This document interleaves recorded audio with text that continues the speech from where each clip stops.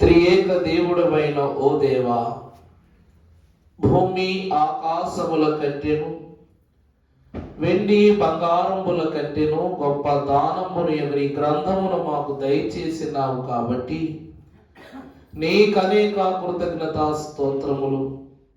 నీవు స్వయముగా మాకెల్లరకు చెప్పవలసిన మాటలన్నీ ఈ పుస్తకము యందని మెచ్చి ఉన్నావు గనుక మీకు మా వందనములు సమర్పించుకొనుచున్నాము తండ్రి. ఆమేన్. దయచేసి కూర్చోనండి. జాయ్ జాయ్ జాయం శ్రీ యేసు దిగి వచ్చుచుండి. జాయ్ జాయ్ జాయం శ్రీ యేసు దిగి వచ్చుచుండి. పెండ్లి కుమారుడైతా వచ్చుచుండే, పెండ్లి కుమారుడైతా నొచ్చుచుండే.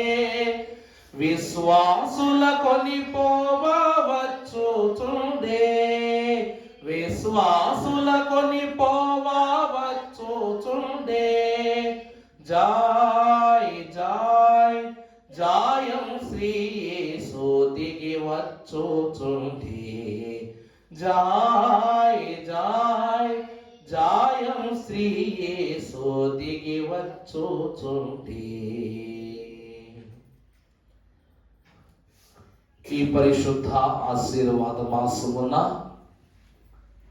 కృతజ్ఞతాపూర్వకమైన రెండు కలయికలకు మూల స్థానముగా మన ఎల్లరూ ఈ ప్రత్యక్ష శిలువ స్థానమై ఉన్న పరమపురికి పునాది అయి ఉన్న ఈ ఉపవాస దీక్షలోనికి మనెల్లరను నడిపింపజేసిన మహనీయుడైన త్రిత్వ దేవునికి మహిమ కలుగును గాక.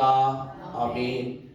ఆయన మహిమలో మహనీయమైన భాగ్యమును సంపాదించుకొనుచున్న మీ ఎల్లరకును నా నిండు వందన హృదయపూర్వక మరణాత మరణాత.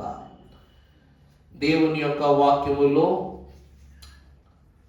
ఈ 20వ శతాబ్దములో మనం ఈ 2025 సంవత్సరం అంటే 25వ సంవత్సరం ఇది పూర్తి చేసుకుంటూ సిల్వర్ జూబ్లీ జరిగించుకుంటున్నాం.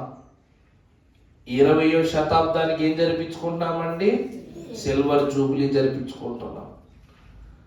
దేవుని యొక్క మహాగణమైన కృపను బట్టి బైబిల్ మిషన్కు 11వ ప్రెసిడెంట్గా బాధ్యతలు అందుకున్నటువంటి పరిశుద్ధులు మన ఆత్మీయ తండ్రి గారు reverend doctor J Samuel Kiran గారు, మన ప్రెసిడెంట్ అయ్య గారు కూడా 25వ సభలను వారి చేతుల మీదుగా నిర్వహించుచున్న పరిశుద్ధమైన స్థితి. బైబిల్ మిషన్ స్థాపింపబడిన ఇన్నేళ్ల పరిశుద్ధ చరిత్రలో 25 మహోత్సవ సభలను దేదీప్యమానముగా, అందులోని ఆధునిక కాలములో వైభవముగాను మహిమకరముగాను పరలోకమునకును సంఘమునకును కనరీతిగా జరిగించిన యాజకులైన వారిలో అయ్యగారు ప్రముఖులగుట ఎంతో గొప్ప సంగతి. ప్రభువునందు దేవుని ప్రియబిడ్డలారా, దేవుని యొక్క వాక్యమును ఈ దినముల ధ్యానము చేసుకున్నట్లయితే పరిశుద్ధ గ్రంథములో యేసు క్రీస్తు ప్రభు యొక్క జన్మమును ప్రారంభమును చూస్తే మనకందరికీ బాగా తెలిసిన విషయం ఏమిటంటే, ప్రభువు మరియమ్మ గర్భములో పడగానే ఆయన నరరూపాన్ని ధరించుకున్నటువంటి కుమారునిగా ఈ లోకానికి బయలుపడతారని నిర్ధారణ చేయబడింది. అప్పుడు మరియమ్మ గారి మనస్సును ఒక ఆలోచన అతి బలముగా తొలిచివేస్తూ ఉన్నదట.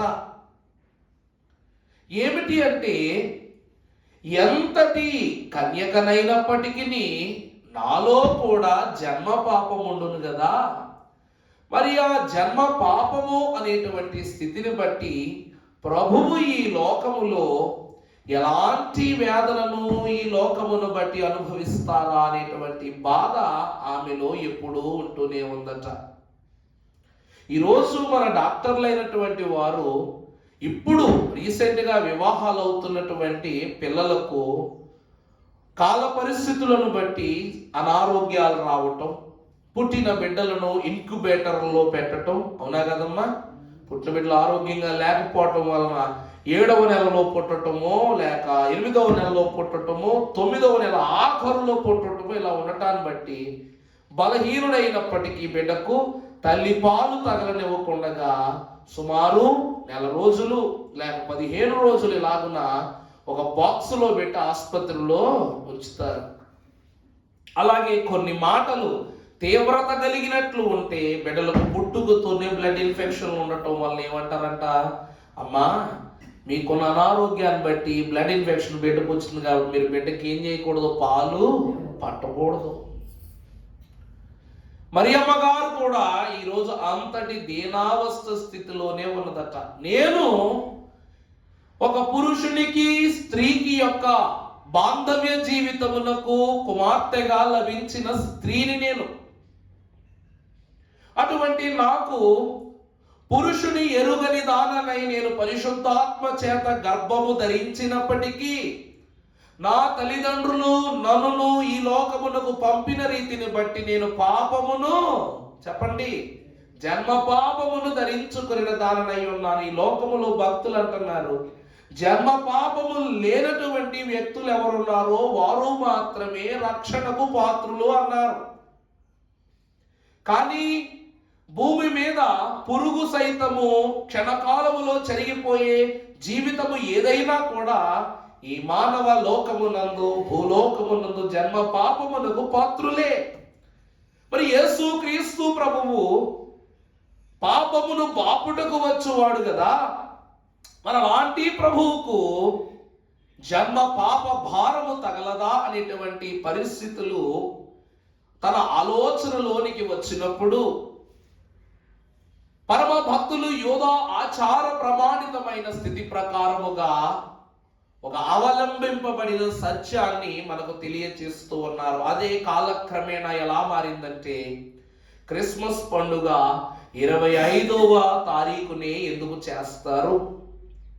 క్రిస్మస్ పండుగ 25వ తారీఖు అని మీకు ఎవరు చెప్పారు అనేటువంటి మాట ఈ లోకములో ఒక ప్రశ్నగా మారింది.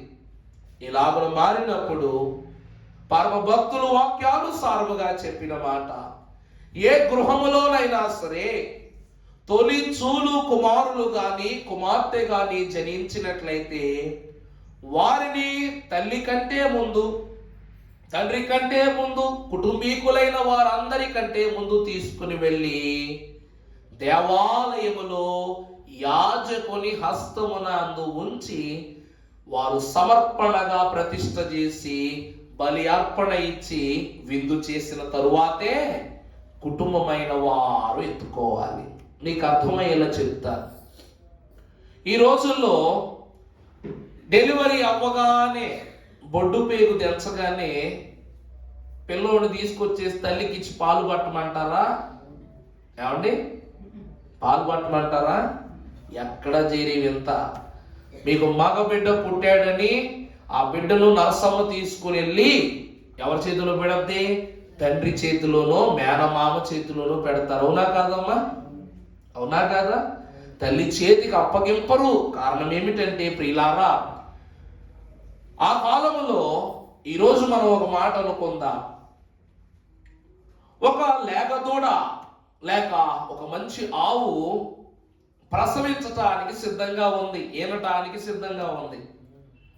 ఈనంగానే ఆ లేగదూడను వేరు చేసి తొలి కాన్పు ద్వారా వచ్చినటువంటి పాలను మనం ఏం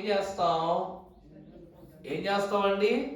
తీసేస్తాం. ఆ తల్లి యొక్క, చెప్పండి, పొదుగు నుండి తీసివేసి వాటిని మనం ఏం చేస్తామంట? జున్నుగా మార్చుకుంటాం. చాలా రుచికరమైన వంటకం. మా పెదనాన్నగారు నాకు దంతసిరి ఉందని ఊరి విషయంలో నిజమేలేండి. కోరుకుంటే జున్ను దొరుకుతుంది. దేవుని కృప ద్వారా ఈ జున్ను యొక్క క్రమాన్ని మనం చూస్తే 1 లీటర్ పాలుకి 10 లీటర్లో లేకపోతే 7-8 లీటర్లో వేరే పాలు కలుపుతాం. అవునా కాదండి? అన్ని కలపరా అండి? ఒక 4 లీటర్లు 5 లీటర్లు కలుపుతారు అనుకుంటా. 3 అండి. ఓకే 3 అట. 1 లీటర్కి అంటే చాలా పుష్టిగా ఉన్నటువంటి పాలుకి, అవి చూడడానికి కూడా ఎలా ఉంటాయి, కాస్తో కోస్తో బంగారపు రంగు కలిగినట్టు ఉంటాయి. పాలు చూడటానికి వెలిగిపోతా ఉంటాయి, ఏంటో చిక్కగా ఉంటాయి. ఈ పాలలో ఒక 3 లీటర్ల వరకు సాదా పాలు కలిపితేనే గాని మనం అనుకున్న జున్ను తయారు కాదు. మరి ఈ జున్ను పాలలో ఎంత అందమే, ఎంత రుచే, ఎంత శుచే ఉంటే ఈ పాలు దూడకే పట్టవచ్చు కదా. ఎందుకు పట్టం? మనకు జున్ను పాలు రావనా? కాదండి. ఆ పాలు బిడ్డకు వాతం. ఆ పాలు బిడ్డకి ఏమిటంటండి? వాతం. మనమైనా సరే ఆ పాలు తెచ్చుకుని ఎంత చక్కగా ఉన్నాయి కదా, ఒక కాఫీ పెట్టుకుని తాగేద్దామని మనం అనుకుంటామా? జున్ను మాత్రం ఎందుకు చేస్తాం? అలా తాగినా మనకు కూడా వాతమే. దేవుని యందు ప్రియమిడలారా, ఒక పశువు నిమిత్తమై లేక మనము ఏర్పరచుకున్న మన యొక్క ఆవులు కానీ పశువులైనటువంటి వాటి నిమిత్తం ఇంత జాగ్రత్త కలిగి ఉంటామే. మరి యేసు క్రీస్తు ప్రభువునకు తన స్తన్యమును అందించబోవు మరియమ్మ గారు మాత్రము జన్మ పాప కృతక్రియలు ఈ లోకానికి ఎలా ఇవ్వవాలి అంటే పాల ద్వారానే ప్రభువుకు అందించాలి. నిజమంటారా కాదంటారా? తల్లి స్తన్యమే మొదటి తృప్తినిస్తుంది కాబట్టి దేవుని యొక్క ఉనికి చొప్పున ఆ పాలను ఆమెకిచ్చుట నిరర్ధకమని సెలవిస్తూ యేసుక్రీస్తు ప్రభువును 8 దినములు పాలు ఇవ్వని బిడ్డగా, ఆమెను తాకనైనను తాకకుండగా యేసుక్రీస్తు ప్రభువును సరాసరి తీసుకుని వచ్చి ఎవరి ఎదుట ప్రతిష్ఠించారంట? సిమియోను ప్రవక్త ఎదుట యెరూషలేము మందిరము ఎదుట ప్రతిష్ఠ చేశారు. కారణం ఏమిటంటే ప్రియులారా, మానవుడు తాకుట వలన కూడా దేవ మానవ తత్వాన్ని కోల్పోతాం మనం. మానవుడు తాకుట వలన కూడా దేవ మానవ తత్వాన్ని కోల్పోతాం. దేవుని యందు ప్రియ సంఘమైన వారులారా, యేసు క్రీస్తు ప్రభువు పరిశుద్ధ ఆత్మ ద్వారా గర్భములో ప్రవేశించిన వారు. ఈరోజు ఒక మాట చూస్తే, పుట్టగానే బిడ్డను తల్లికి ఎందుకు ఇవ్వరు అంటే ఊరిలో ఉన్న వారందరి దిష్టి కంటే తల్లి దిష్టి ఎక్కువ. అంతే కదండి? నా బిడ్డ అంటే నా బిడ్డ, నా బిడ్డ అంటే నా బిడ్డ ఆనందంతో బిడ్డను ఆకర్షణీయంగా చూస్తారు. ఇక పట్టుకున్న బిడ్డను విడిచిపెట్టుద్దా తల్లి? విడిచిపెట్టదు. అందుకే మొట్టమొదటిగా తండ్రికి కానీ మేనమావ కానీ ఇస్తారు. దీనిని ఈ కాలంలో ఎలా మారుస్తారంటే పుట్టిన బిడ్డ యొక్క బాధ్యతను ఇరువురు మాత్రమే తీసుకోగలరు. అప్పటి వరకు 9 నెలలు తల్లి మోసింది. ఇక నుండి తండ్రిగా నువ్వు ఈ బిడ్డ సంరక్షణ విషయంలో నువ్వు ముందస్తు జ్ఞానముతో బిడ్డ యొక్క భారాన్ని ఈ రోజు నుంచి పుచ్చుకోవాలని ఏం చేస్తారంట? తండ్రికి ఇస్తారట. రెండవది, ఒక అత్తింటికో లేక వేరే గృహానికో వెళ్ళవలసినప్పుడు ఎలా మెలగాలో మేనమామ తత్వాన్ని చూపిస్తుంది. కాబట్టి మేనమామ కూడా మెట్టింటి భాగ్యాన్ని ఇచ్చేవాడు గనక ఆ ఇంటి నిమిత్తము బిడ్డను పెడతారు. దేవుని యందు ప్రియ సంఘమైన వారులారా, ఇక్కడ సిమియోను మహాభక్తుడు యేసుక్రీస్తు ప్రభువుని ఎత్తుకుని ఒక మంచి మాటను మనతో అంటున్నాడు. ఏమని? నాథా. ఏమని అంటున్నాడంటండి? నాథా, నీ మాట చప్పున, ఇప్పుడు నీ మాట చప్పున సమాధానముతో నీ దాసుని పోనిచ్చుచున్నాను. నాథా, నీ మాట. యేసుక్రీస్తు ప్రభువు ఏ మాట చెప్పారంట సిమియోనుకి? చెప్పండి. అసలు మాట అనే పదానికి అక్కడ అర్థం ఏమిటంటే, మనుషుడు రొట్టె వలన మాత్రమే కాదు, దేవుని నోట నుండి వచ్చు ప్రతి మాట వలన జీవించును. మాట అనగా దేవుని వాక్యము. మాట అంటే ఏమిటండి? దేవుని వాక్యము. అందుకే యేసుక్రీస్తు ప్రభువుని గురించి మన తండ్రి గారు కన్వెన్షన్ కీర్తనలో పాట రాస్తూ, యేసు మాటలో నా ఎంతో బలమున్నది, స్వామి మాటలో నా చాలా శక్తున్నది, యేసు మాట కోటి రూపాయల మూట, యేసు మాట కోటి రూపాయల మూట, యేసు మాటలోన ఎంతో బలమున్నది, స్వామి మాటలోన చాలా శక్తున్నది. యేసు మాటలో ఎంతో బలం ఉందంట.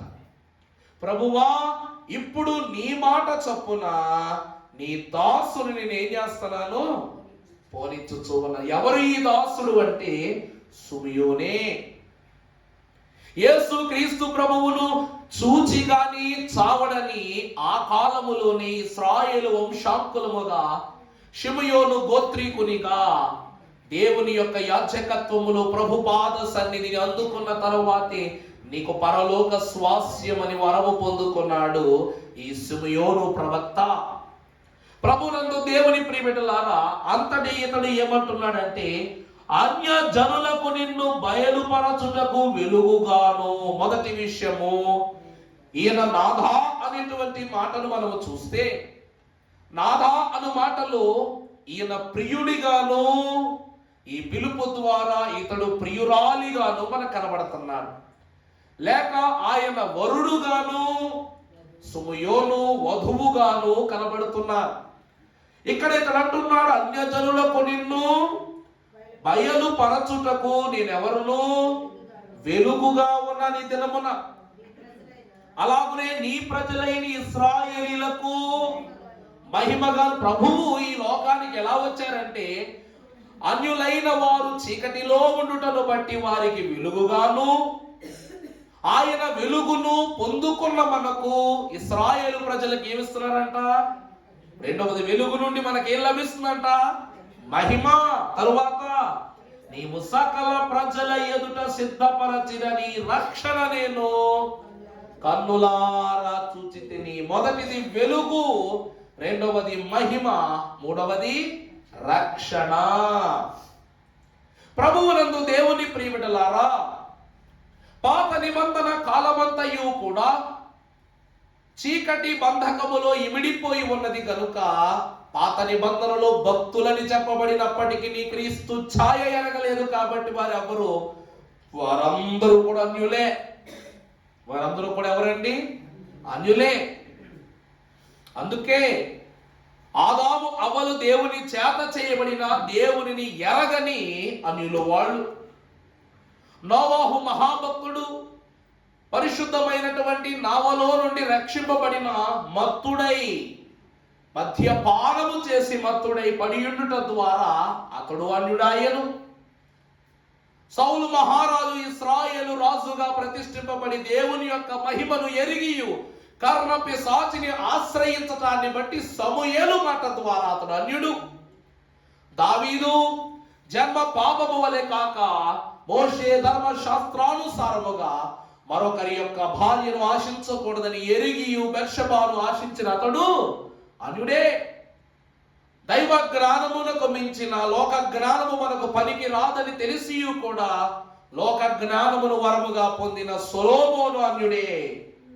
దేవుని ప్రియబిడ్డలారా, నేను ధన్యుడను అని చెప్పుకున్న వాడు ఎవరున్నారంటే, యేసు క్రీస్తు ప్రభువు పేరిట ఇదిగో నీ దాసుడు నీ సమయమున నేనేం చేస్తూ ఉన్నాను, పోనిచ్చుచూ ఉన్నాను.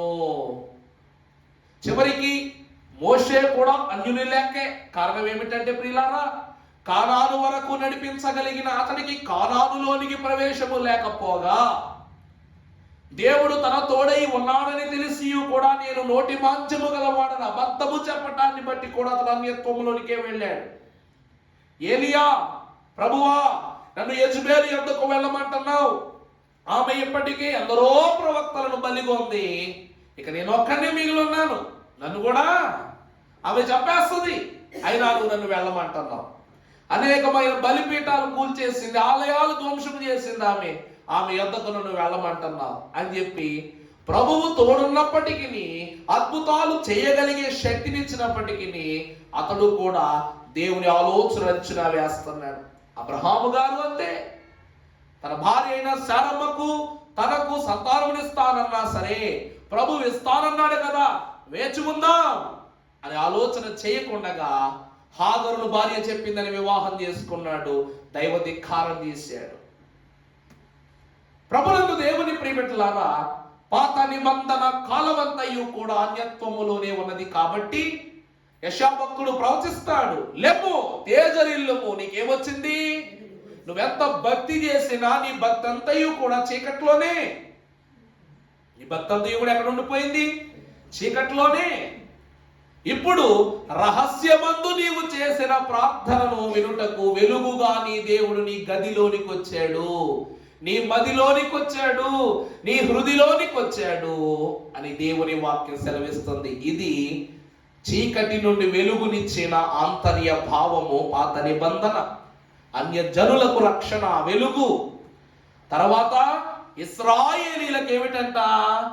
మహిమ. ఇశ్రాయేలీలకు ఏమిటండి? మహిమ.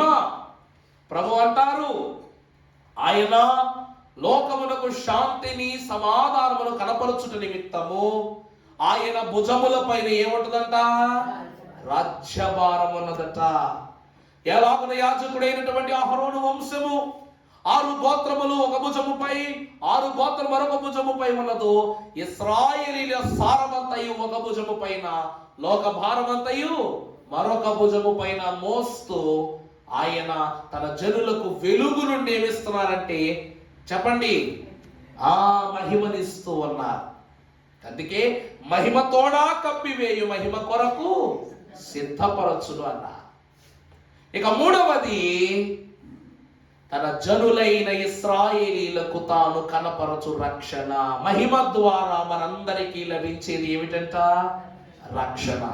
ఈ 3 విషయాలు బాగున్నాయి, కానీ ప్రభు వాక్యం అంటుంది, ఇప్పుడు యోసేపుతో మరియమ్మతో ఒక మాట చెప్తున్నాడు. ఏమిటా మాట?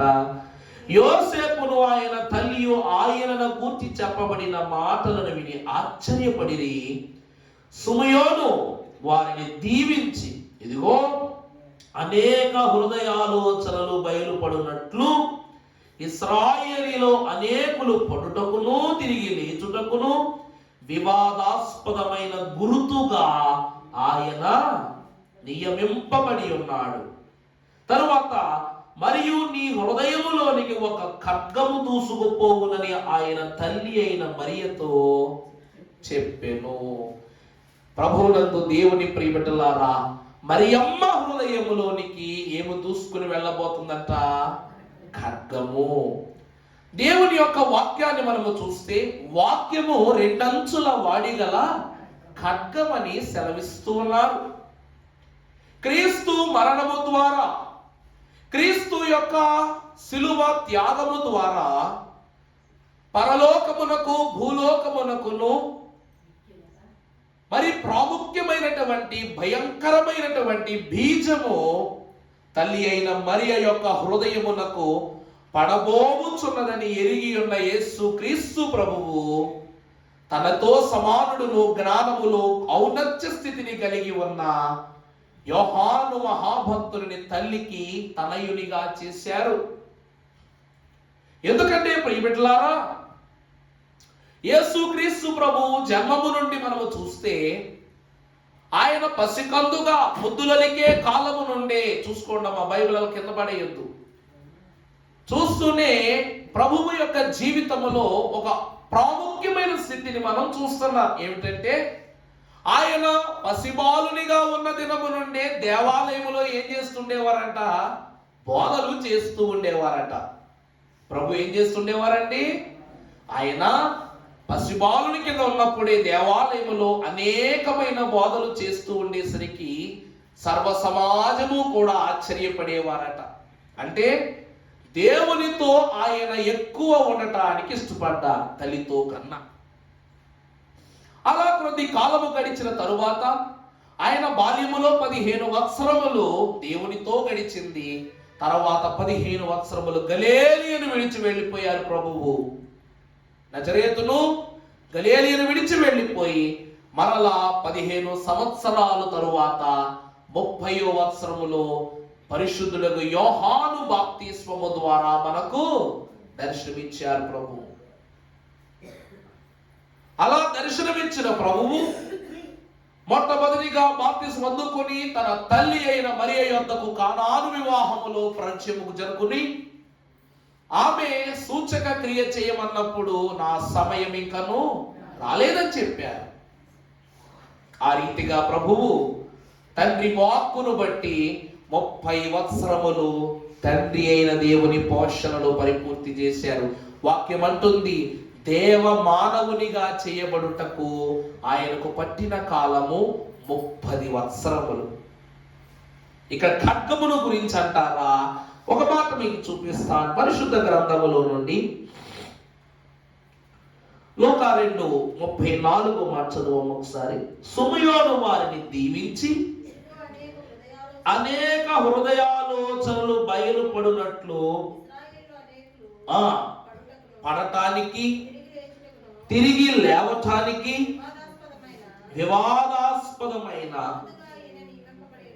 వివాదాస్పదమైనటువంటి గురుతుగా యేసుక్రీస్తు ప్రభువు ఈ లోకానికి ఎందుకు వచ్చారంటే మరియమ్మ ఏమని మరియమ్మను యోసేపును దీవించి మాట చెప్తున్నాడంట. ఇశ్రాయేలీలు పడిపోవటానికి తిరిగి లేవటానికి వివాదం అంటే ఏంటి? గొడవ. వివాదం అంటే ఏంటండి? గొడవ. ఈ వివాదాస్పదమైనటువంటి గుర్తుగా ప్రభువు నియమింపబడ్డారంట. ఈ ప్రభువు రాక వల్ల చాలా అంటే చాలా ఘోరమైనటువంటి గొడవలు జరగబోతా ఉన్నాయి. ఆ గొడవలన్నీ పరలోకమునకు భూలోకమునకు మధ్యవర్తిత్వము చేయుచున్న ఈయనకు ఎంతో భయంకరమైనటువంటి ఒత్తిడిని ఇస్తాయి గనక మరియమ్మ నీ హృదయములోనికి ఏం దూసుకెళ్ళబోతుంది? కత్తి దూసుకెళ్ళబోతుంది, సిద్ధపడుండు. ఇక రెండవది చూసినట్లయితే వాక్యములో భక్తులు అంటున్నారు, కీర్తనాకారుడైన దావీదు 42వ కీర్తన 10వ వచనములో మనం చూసినట్లయితే నీ దేవుడు ఏమాయనని నా శత్రువులు దినమెల్లా నన్ను అడుగుచున్నారు.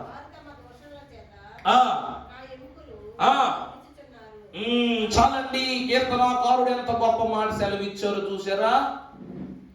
ప్రజలందరూ ఎవరో కాదు యేసుక్రీస్తు ప్రభువును బాధ పెడుతుంది. ఏమని బాధ పెడుతున్నారంట?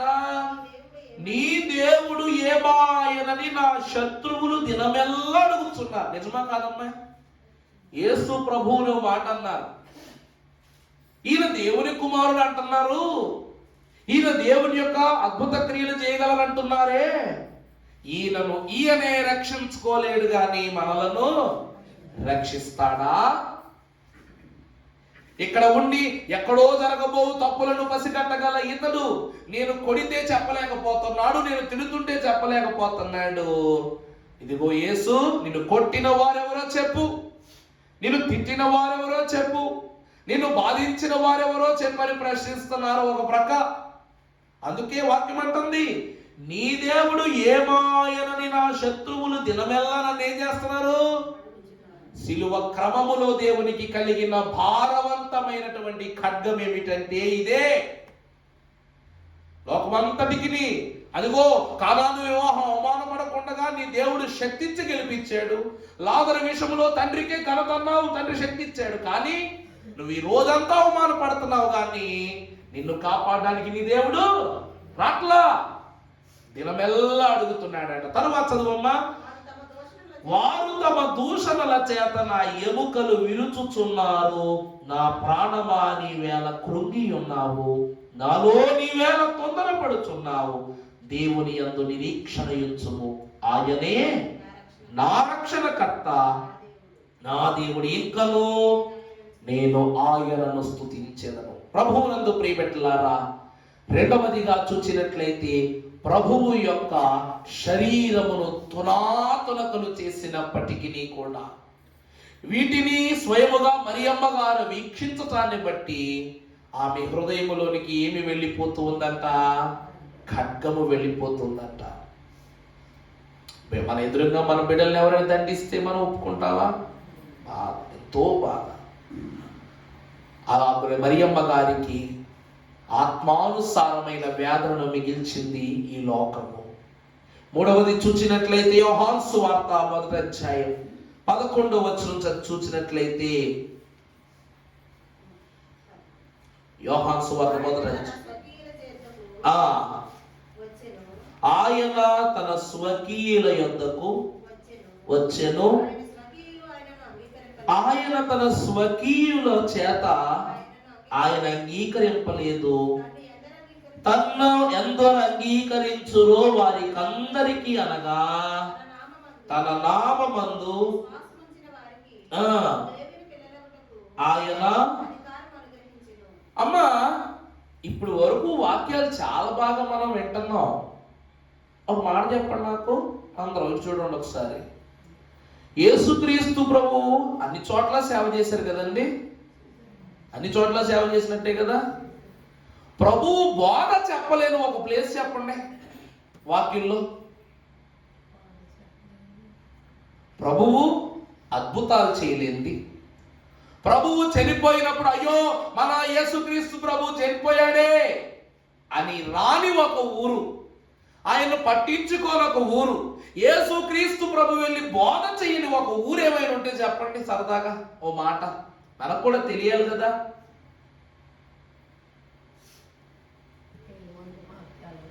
నజరేతు. ఏ ఊరండి? నజరేతు. దేవుని ప్రియబిడ్డలారా, యేసుక్రీస్తు ప్రభువు తన బోధను వినిపించని చోటు తన యొక్క అమ్మమ్మ గారి, తన తల్లి గారి ఊరు. ఏమండి? నజరేతు పురవాస్తవ్యుడైన యేసుక్రీస్తు ప్రభు నజరేతులో బోధ చేసినట్టు ఎక్కడా లేదు. ఇక్కడ మీరు చూసినట్లయితే యేసుక్రీస్తు ప్రభువును తన స్వజనులే అంగీకరించకపోవటము మూడవ ఖడ్గము. ఎవరి యొక్క హృదయంలో? మరియమ్మ గారి హృదయములు. ఆయన పుట్టుక నుంచి అంగీకరించట్లేదు. ఈ రోజు వరకు మనము ఇన్ని వాక్యాలు చదువుకుంటాం, కానీ ఇదిగో యేసుక్రీస్తు ప్రభువు యొక్క అమ్మమ్మ గారి వీరిగో, తాతగారిదిగో, యోసేపు వైపు నుండి యోసేపు తాతగారి తండ్రి గారిదిగో, యోసేపు తల్లి గారిదిగో అని మనం ఎక్కడైనా చదువుకుంటామా?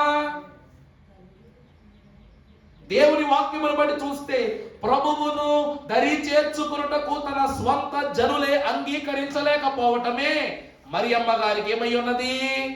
మూడవ ఖడ్గపు పోటుగా మార్చబడింది. అందుకే వాక్యములో క్లుప్తంగా చెప్తున్నారు. ఏమిటి? ఆయన తన స్వకీయుల యొద్దకు వచ్చెను. ఆయన స్వకీయులు ఆయనను ప్రభు యొద్దకు వెళ్ళి, ఆయన వాళ్ళందరి యొద్దకు వెళ్ళారు, కానీ ప్రభువును వాళ్ళు ఎవరు అంగీకరించాలి? ప్రభువుగా అంగీకరించలేదు. ఏమని అంగీకరించారు తెలుసా? ఆ వడ్రవాని కుమారుడు. నువ్వు ఎవరైతే మాకేమిటయ్యా, నువ్వు మాత్రం మాకెవరివి? వడ్రవానివే.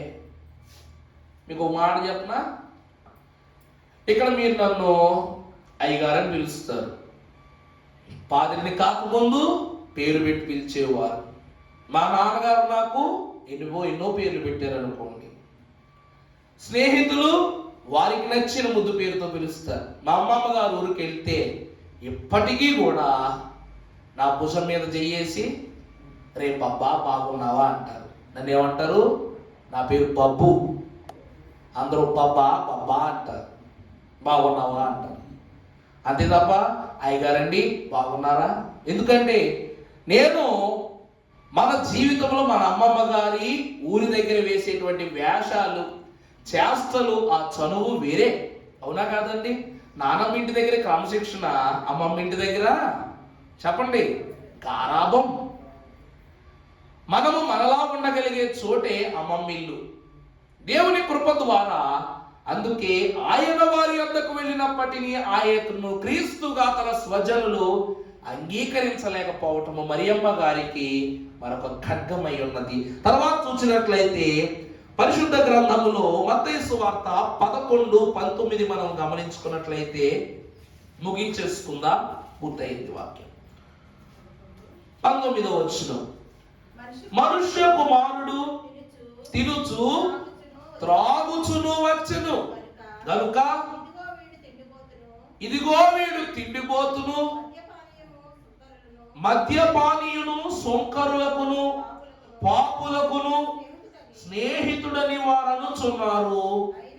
అయినను జ్ఞానము జ్ఞానమని దాని క్రియలను బట్టి. చాలండి.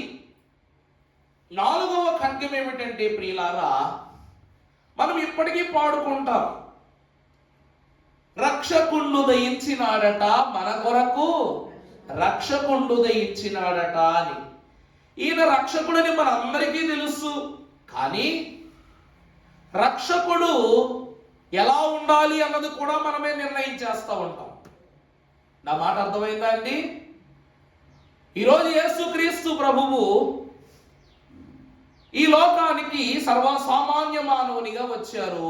జ్ఞానులు అనుకుంటున్నారంట, ఈయనేంటి రాజగృహంలో పుట్టవలసిన వారు పశువుల శాలలో పుట్టారేంటి అని మొదటిగా వారు సంశయపడ్డారు. ఈ లోకాన్ని రక్షించడానికి వచ్చిన ప్రధాన కాపరి ఎలా ఉంటాడో చూద్దామని వచ్చిన గొల్లలు ప్రభువును చూచి, ఈయన మనలాంటి మానవుల్లాగే ఉన్నాడే అని వాళ్ళు అంటున్నారు. పరలోకము నుండి దూతలు వచ్చారు, వాళ్ళు అనుకుంటున్నారు ఈ లోకాన్ని రక్షించడానికి లోకరక్షకుడు ఉద్భవించాడట. ఆయన ఎక్కడ ఉన్నా మన పై మెట్టు మీదే ఉంటారు తప్ప కింద ఉండరు. కాబట్టి ఆయన ఎలా ఉండాలో చూద్దామని వచ్చిన వాళ్లకు, ఇదేంటి ప్రభు నువ్వు మనిషిలా పుట్టావు అనుకున్నారంట వాళ్ళు. నిజమా కాదండి? ఆనాడు ఆదాము చేసిన పాపాన్ని బట్టి ఆదాములకు మహిమను తీసేసిన నువ్వు మరలా అదే రూపమును నీ కుమారుని పంపించావేంటి ప్రభు అని వారు సందేహపడుతున్నారు. ఇక్కడ వాక్యం ఏమిటంటే ప్రియులారా, ప్రభువు తన స్వజనుల చేతనే అంగీకరింపబడాల. ఇందాక వాక్యం అంటే జ్ఞానులు ఎంత కానుకలు తీసుకొచ్చినప్పటికీ వారు వచ్చినది ఒక పశువుల పాకే, ఆయన వారు ప్రణమిలినది ఒక పశువుల తొట్టె ఎదుటే, ఆయనకు తీసుకువచ్చినది మామూలు కానుకలే. గొల్లలైన వారు అంతే, దూతలైన వారు అంతే. ఎందుకంటే ప్రియులారా, మనిషిగా పుట్టటమే ఈ లోకములో ఘోరమైన పాపం. దీనికి ఒప్పుకుంటారా ఒప్పుకోరా చెప్పండి?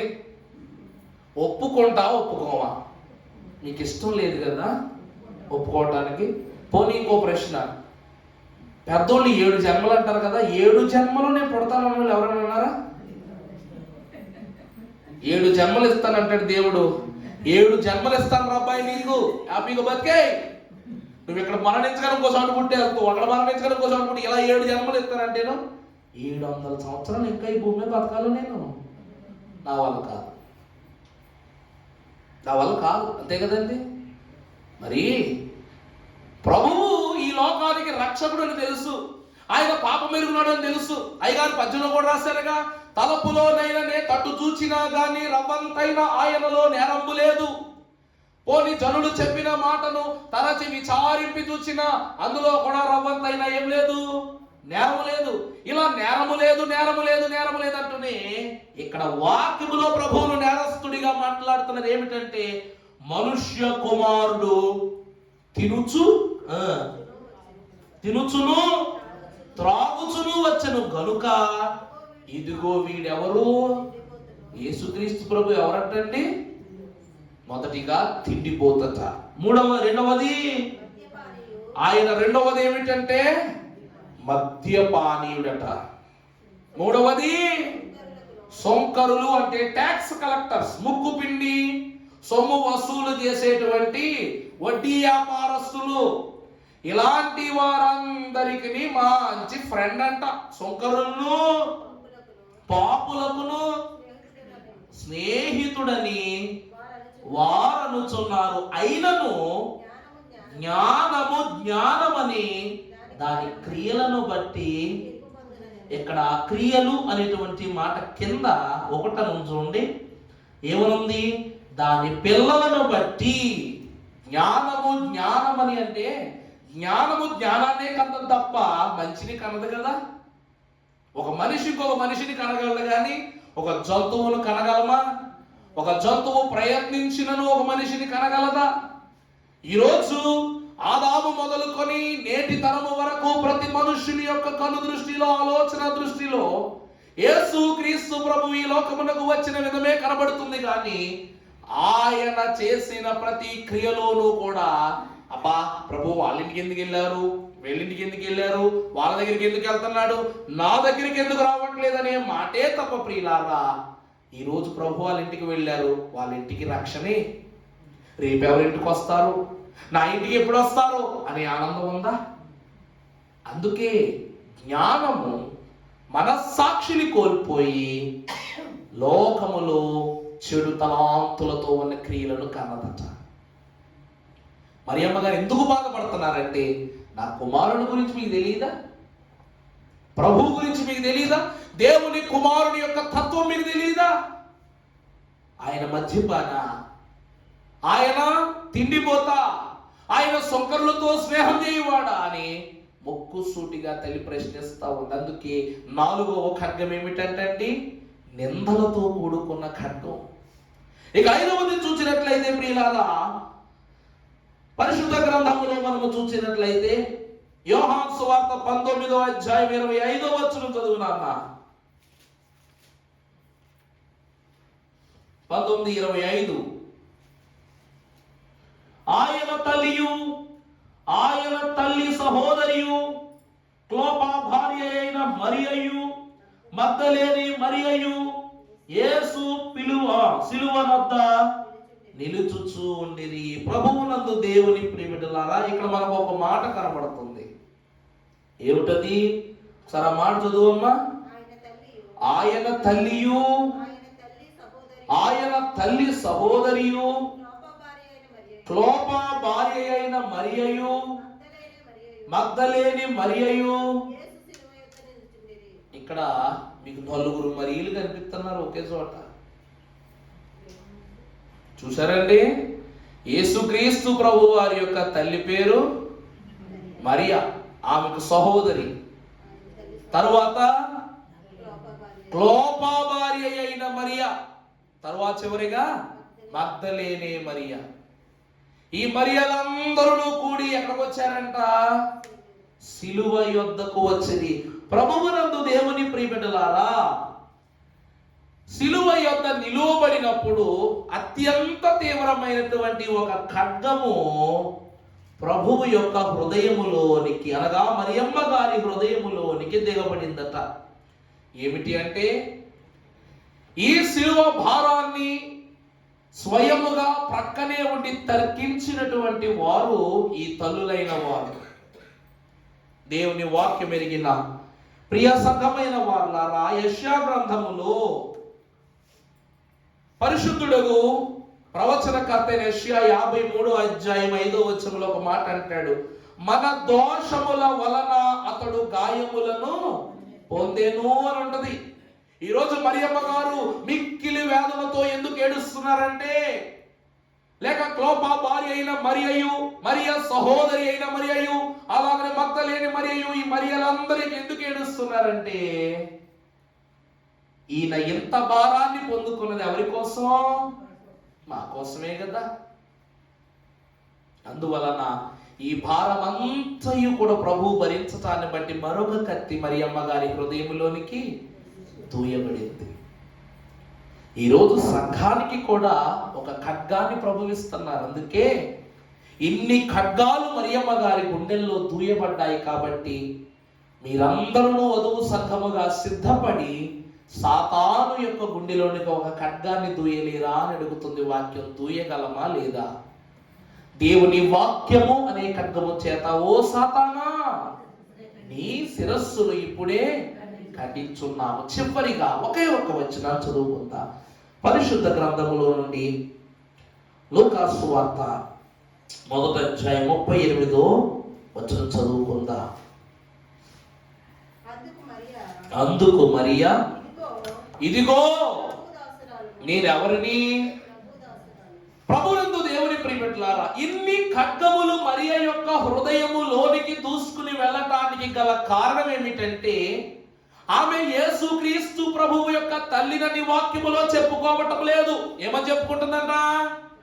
ఇదిగో నేను ప్రభువుకు దాసురాలను.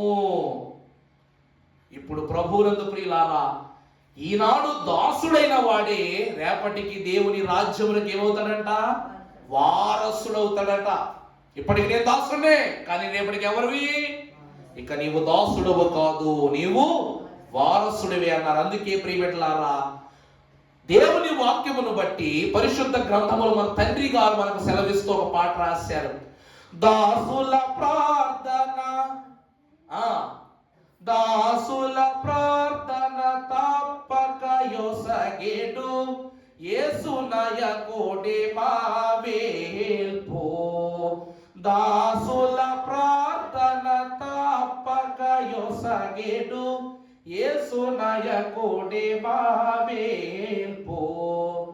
దోసములు చేయు దుర్జనుడైనను, దోసములు చేయు దుర్జనుడైనను, ద్రోసిలోకి బరబాసి చేయునట, ద్రోసిలోకి బరబాసి చేయునట.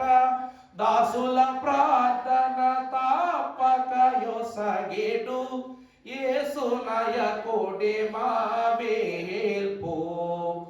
ముదమున నీద్దరు ముగ్గురునొక చోట, పదిలముగా తను ప్రార్థింపను. ప్రభువునందు ప్రియులారా, ఎవరి ప్రార్థనైనా ప్రభు వింటారో వినరో తెలియదు కానీ ఆయన దాసుల ప్రార్థన మాత్రము ప్రభువు తప్పక వింటారు. ప్రభువునందు ప్రియులారా, మన తండ్రి గారు దేవదాసుడు. మన తండ్రి గారు ఎవరండి? దేవదాసుడు. అందుకే అయ్యగారి పాటలో కూడా ఉంటది, దేవదాసు దేవదాసయ్యా, దేవుడే నిన్ను పిలచినాడా. దేవదాసు, నువ్వు దేవునికే దాసుడు కాబట్టి నువ్వు ఎవరి పిలుపుకు నువ్వు లొంగవు. ఎవరి పిలుపు లొంగుతావు? దేవుడు పిలిస్తేనే నువ్వు చూస్తావు. దేవుని ప్రియబిడ్డలారా, అందుకే దాసులే రేపటి వారసులని దేవుని వాక్యం సెలవిస్తుంది. ఇక్కడ మనము చూస్తే ఈ మరియలందరూ కూడా ప్రభువు శిలువ యొద్ద ఏం చేస్తున్నారండి? ప్రార్థన చేస్తున్నారు. ముదమున ఇద్దరు ముగ్గురు ఒక చోట కూడి పదిలముగా ప్రభుని ప్రార్థింపను. సమయము తీరుగని ఉచిత సమయమున, సమయము ఒడిగని ఉచిత సమయమున, ధనముగ భక్తుల కోర్కెలీచునట. ఏంటమ్మది?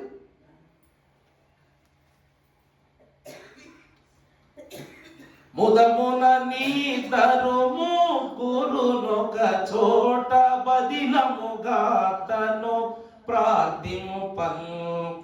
వదలక దానట వాచియుండునని, వదలక దానిట వాచియుండునని, మృదువుగా బలికిన కృతరాక్షణుడట, మృదువుగా బలికిన కృతరాక్షణుడట.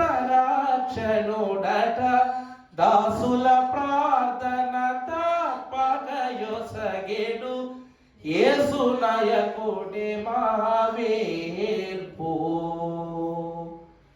ఎవరి ప్రార్థనలకిచ్చిన కృతజ్ఞతతో శిలువ మీద ఉన్నా కూడా వారికి కృతరక్షకుడై ఉంటాడంట ప్రభు. అందుకే ప్రియులారా, సుమయోను చెప్పిన ఖడ్గము బాధించే ఖడ్గము, వేధించే ఖడ్గము, సాధించే ఖడ్గము, శోధించే ఖడ్గము, రోధించే ఖడ్గము, ప్రియ బిడ్డలమైన మనలను సాతాను నుండి మోదించే ఖడ్గమై ఉన్నది కనుక దేవుని యొక్క ఖడ్గము అను వాక్యమును ధరించుకుంటే ఆ వాక్యము ద్వారా దేన్నైనా సాధించగలం, ఎవరినైనా శోధించగలం, దేనితోనైనా వాదించగలం, సాతానును మరీ ఎక్కువగా బాధించగలం, ఈ లోకములో ప్రతి స్థితులను కూడా మోదించగలము గనక ఆ వాక్యమును ఖడ్గము ద్వారా ఈ లోకమునకు వెలువడిన క్రీస్తు ప్రభువు యొక్క శిలువ సింహాసన స్థానమే మనకు శిరాయుష్కాలము ఆయుధముగా ప్రభువును గ్రహింపజేసి ఈ క్రిస్మస్ మాసములో